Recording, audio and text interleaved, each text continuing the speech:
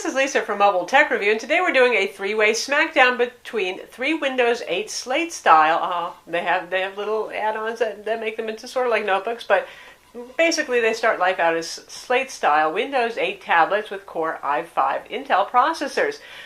Priced pretty close together, we have the Acer Iconia W700, we have the Surface Pro by Microsoft, and the Samsung Smart PC Pro, the ATIV 700T. We're going to compare them now to help you decide which one might be for you. So for our triple play lineup in this comparison smackdown, on the far left we have the Samsung ATIV Smart PC Pro 700T. You're paying a little extra for all the words in the name there. Just kidding. That one is $1,200. In the center, we have the Microsoft Surface Pro. That is $999 with 128 gig SSD. And all of these, we're going to go by pricing for the 128 gig SSD to make them comparable. And on the far right, we have the Acer Iconia W700, which is a pure slate design, obviously, and it doesn't have any kind of keyboard appendage like the other two. All of these have an Intel Core i5 3317U ULV CPU. That's an Ultrabook CPU found in a whole lot of Ultrabooks.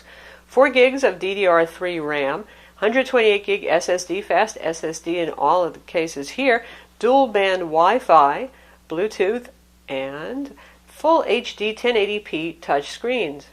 Here's an important differentiator. Right now, for those of you who are digital artists, don't consider the Acer W700. Not that it isn't a lovely tablet, because it is, especially for the price, but it does not have an active digitizer. There's no Wacom pen, there's no N-Trig pen, there is no digital pen option whatsoever for that.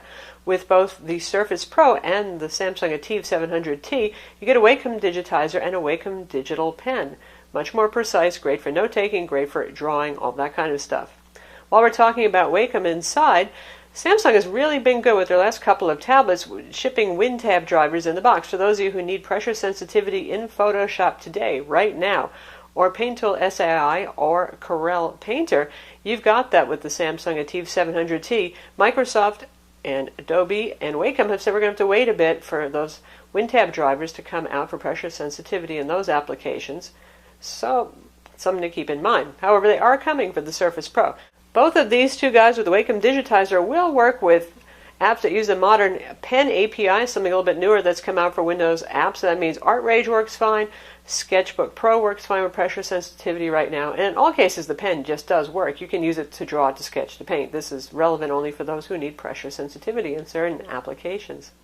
Now, when we talk about costs, you get a lot of bang for your buck with add-on accessories with the Acer Iconia W700. You get this Bluetooth keyboard. Now, Acer has just started showing something that looks sort of like one of those clip-on Bluetooth keyboards, large and flat. We haven't seen that in person yet. Right now, the bundles in the US are still with this Bluetooth keyboard, which is great for typing, but it's the second thing you have to carry around. There's nothing that clips on. But you get this in the box for your $9.99.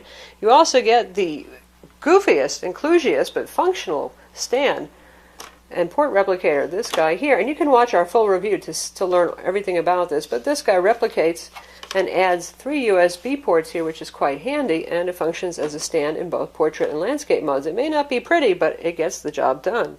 With the Surface Pro for $9.99, you get just the tablet and the digital pen. You don't get any of the keyboards. You're going to have to spend $120 to get the touch cover, which is one we're showing here right now, which is sort of like the fabric membrane style keyboard, or if you want to spend $130, you can get the type cover, which has moving clicky keys. Both of these clip on securely via magnets and act as covers. So you pick it up, you close it, automatically puts the device to sleep. Very thin, clever design, but some more money you're spending there. So that brings your $9.99 product up to $1,020 or $1,030. And with the Samsung, you get that keyboard dock in the box for $1,200. There is no option to buy it without the dock. So while we're having that keyboard discussion, and the pure slate, your Acer Iconia W700 there, versus these guys have some level of keyboard integration. Obviously the Samsung has the highest level of keyboard integration, and a keyboard that's much more like what you would find in a small Ultrabook. So for those of you who do a lot of typing also, that's a pretty important point to be made here. You get a nice island style keyboard, a reasonable trackpad over here, a wrist rest area. Feels sort of like a notebook. The bottom only weighs 1.6 pounds. The tablet weighs just under 2 pounds, so it's going to be a little bit top heavy, and we have noted a problem, so have other folks, with, you can hear that happening right there. The keyboard dock doesn't tend to stay electrically connected to the tablet, but Samsung, I think, is working on that and should have docks that work a little bit better soon. When you close this guy up, it looks just like a clamshell computer. Not a very exciting one, granted, just your basic black plastic. But it has a whole feel and that kind of ruggedness. You know, Samsung, they may use plastic, but it's pretty strong stuff. There's some flex there, but nothing to worry about. So you get pretty much a notebook-like form factor. With Surface, you have the built-in kickstand, and it's 10.6 inches versus the other two that are 11.6. So it's more portable in terms of its footprint, but everything is a little bit smaller on screen, and that's going to be a matter of personal preference. Some folks just want the smallest and most powerful that they can get, which would be certainly the Surface Pro. Others, you might want a little bit more screen real estate. So a matter of personal preference and needs there. But in terms of design, the flip covers, you've watched our video review, you know how it works. Very thin, very clever how it works. Functions to protect. You've got a kickstand back here. Not an adjustable angle, though. There is only one position. It's a pretty good compromise in terms of the position that they chose.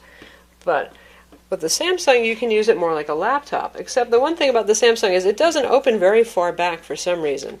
So for those of you who need to kick back, you see, we're not really getting any more backward tilt than we are on our Surface here. In fact, a little bit less. So.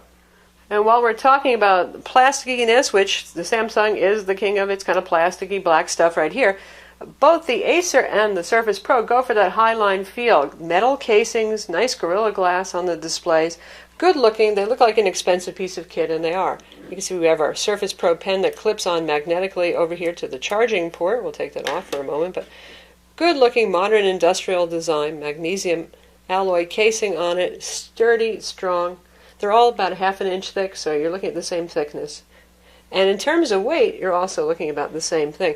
Just under 2 pounds for the Samsung alone, not counting the keyboard dock. 2 pounds even, and 2 pounds and 1 ounce for the Acer. So weight-wise, you're looking at the same thing. And while we're talking about that pen, here's the pen that comes with Surface Pro. It looks like a big, nice, normal mechanical pencil. Nice to hold. Eraser function on the top end here, single click button over here.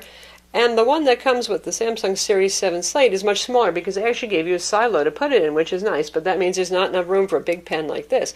So you do get one little clicky button there, no eraser function on the top, but you can buy other Wacom pens if you want to, or you may have them if you're already an artist who's into that, so you can get bigger pens this size here, but not in the box. And lastly, as we take a look around the Acer, nice looking machine, brushed aluminum, unibody casing, straight-sided. So this one may feel a little less comfortable to hold, honestly, given how wide it is. Also, just like the Samsung, these 11.6 inch guys, they are kind of wide, but the straight sides as well, and the feeling of metal, well, it's not as hand-friendly. That said, there is a chamfer here, a curve, so it's a little softened in the back. That's not going to dig in. It's only the front edge that's a bit abrupt. But nice quality-looking piece of metal here. Solid build. Can't flex this thing. Good stuff. Now when it comes to performance, you're looking at the same hardware inside, identical. We could sit here and watch how browser pages load, how streaming video plays, but we're not going to bore you with that because it's really the same on all of these. These are all capable of light 3D Windows 7 gaming. We've done things like played Skyrim and Civ 5, and you can see that in some of our video reviews of these products.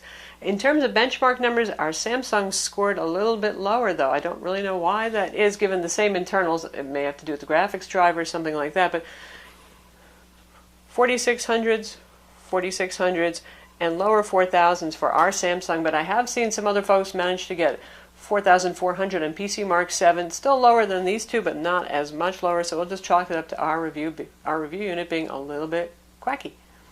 They all have dual-band Wi-Fi 802.11 BGN and Bluetooth 4.0. The Samsung is the only one that uses Intel brand Wi-Fi, and that gets you Intel WiDi wireless display. For those of you who use WiDi at home, you'll probably be happy to hear about that. They all have video out ports. Now, Surface has a mini display port, and you can get adapters to adapt that to HDMI or to VGA, and it allows you to use higher resolution monitors, higher than 1080p, which is nice and versatile for those of you who want to use bigger monitors. It could be annoying for those of you who just have to go out and get a dongle to just use plain old HDMI, though. The other two have micro HDMI ports. They all have one USB 3.0 port. These Slate tablets really don't have room for much more in the way of ports. With the Samsung, if you put the keyboard dock on, you get two USB 2.0 ports in addition, which is nice to have. All have 3.5 millimeter combo audio for microphone, headphone, stereo speakers, that kind of thing. For US, none of these has a 3G, 4G option, so you're looking at using your Wi-Fi or the mobile hotspot feature on your smartphone or a MiFi if you need data connectivity when you're not near a Wi-Fi hotspot. In terms of battery life, the Acer Iconia W700 is the winner here. It lasts the longest of these three on a charge. We've been managing 6.5, sometimes 7 hours of actual use time on a charge with brightness for all of these guys set at 50%. Auto brightness feature turned on, Wi-Fi on and in use, and a mix of productivity and some streaming video playback time. Just kind of replicating what you do during the day. Emails running in the background, social networking, that kind of stuff. Surface, smallest guy, also the lowest battery life. 4.5 to 5 hours is what we've been seeing on it. And the Samsung is right there in the middle, around 5.5 to 6 hours on a charge. Important to note that the Samsung does not have an auxiliary battery in the keyboard dock. Some other manufacturers do that with their keyboard dock and their transformer-style tablets, but nope, nothing there inside the Samsung dock. In terms of display quality, they're all lovely. Again, the Surface has the smaller one, so you get slightly higher pixels per inch because they're scrunched in, and they're all running at the same 1920 by 1080 resolution. They all have wide viewing angles. I would give the absolute tops for viewing angles to the IPS display that's used on the W700. It's a little bit less color accurate. You can probably see that in our video right here, that this one's a little bit cooler, a little towards the bluish side rather than the slightly lavender tone we should see here. But that is something that you can change with calibration. They're all reasonably bright displays, approaching 400 nits of brightness. They all have 10 points of capacitive multi-touch, and they're responsive to touch. Honestly, no matter which one you get, you're going to enjoy watching movies and looking at photos on these guys. In terms of glare, the Surface Pro has the least glare, but they all have glossy displays and they all have plenty glare. But the bonded Gorilla Glass display on the Surface is pretty effective at cutting back some of that. The Samsung is the most glary. These all have 720p front webcams that work just fine for Skype, for video chat in general. They all actually do reasonably about the same job of getting not too much noise, not too much blockiness, decent color saturation, you know, your typical webcam stuff, nothing to write home about. Surface is the loser with the back camera. It also has that same 720p back camera. Like, really, I guess I just think you're going to use it for Skype and nothing else. The other two have 5 megapixel rear cameras, and you know, they're not even quite as good as the 5 megapixel camera on your halfway decent Android smartphone or your iPhone, whatever it is that you have. But certainly they're more capable than 720p. Now, these guys being kind of oblong and 2 pounds, I don't know how much you're going to use that to take really fancy videos and photos, but there it is. Surface would be the lamest one when it comes to that. These all run Windows 8 64-bit. They're full computers. They can run Windows 7 apps. They can run your iTunes, your Photoshop, all of that kind of stuff, as well as the Metro UI here with the live tiles. You get Windows 8 Pro by default with the Surface Pro, since Microsoft makes that operating system. They can afford to throw in the higher end version versus just straight Windows 8 on the other two, though there are options to get those with Windows 8 Pro if you need Pro. That gets you things like BitLocker encryption, the ability to join Windows domains for those of you who are wondering what the difference is. In terms of heat and fan noise, they're actually all pretty much similar. If you're doing productivity work, if you're just doing drawing or note-taking, fans are silent or nearly silent. And if you're doing something like playing, well, Skyrim, then the fans are going to be blowing pretty loud, the same as on any laptop computer or Ultrabook computer. In terms of the heat that you feel transferred to you on the back, none of them gets burning hot. The Samsung being plastic, you think it might get a little less hot, but you feel it just as much as you actually do on the two metal back guys. But none of these exceeds human body temperature, which means they don't feel too hot to the touch. So much as these three guys are similar, there's enough of a difference that I think it's going to help some of you at least eliminate which ones are and aren't for you here. I would say that the Acer Iconia W700 is the big bang for the buck. For $9.99, you get a really nice tablet with a metal back, same hardware and features as the other guys. You get this external keyboard over here, which is a pretty good keyboard to type on. You actually get the dock in the box, and also a kind of, well, nasty vinyl-y carry case for the tablet, but it does work. It carries the tablet just fine. So there's a lot of value here, and this is for folks who don't really want a keyboard that attaches directly to it. So it's a little bit more cumbersome if you have to carry these around separately. If most of the time you just want to carry this tablet, though, then it's pretty easy. Surface Pro would be for those who really want a high quality fit and finish product and who want something that's very compact. At 10.6 inches, it is the smallest, and the keyboard options are cleverly designed to not take up much more space, quite thin, very light. These things are 7.5 ounces, these keyboard covers, and acts as a cover for your display at the same time. So with the type keyboard, this one right here with the clicky keys is actually reasonably good for typing. I would still say it's not as good as the Samsung solution, but you can do some serious writing with this guy. But really, mostly, this is the one for portability and for those of you who want high quality fit and finish, and also a very clean operating system. It's basically, think of it as the Microsoft Signature Edition. Since Microsoft makes this, there's no manufacturer bloatware on here. There's nothing else. It's just your straight Windows installation. Very clean. And lastly, the Samsung is for those of you who like the Transformer style with the detachable keyboard dock kind of thing going on. It feels more laptop-like, obviously, than the other two. It's not too heavy to carry around, 3.6 pounds total if you're carrying around both the keyboard dock and the tablet itself. So for those of you who really need something that bridges the notebook experience more than Transformers like the Samsung are going to make more sense. And lastly, for you graphic artists, one more time, the W700, not for you, no digital pen. Likewise, you note takers who want a digital pen to take notes with, no active digitizer here, so Wacom in the Samsung and the Surface Pro. To learn even more about these products, make sure to watch our in-depth video reviews. We have video reviews of all of these on our YouTube channel, and you can read our full written reviews on mobiletechreview.com. I'm Lisa from Mobile Tech Review. Don't forget to subscribe to our YouTube channel.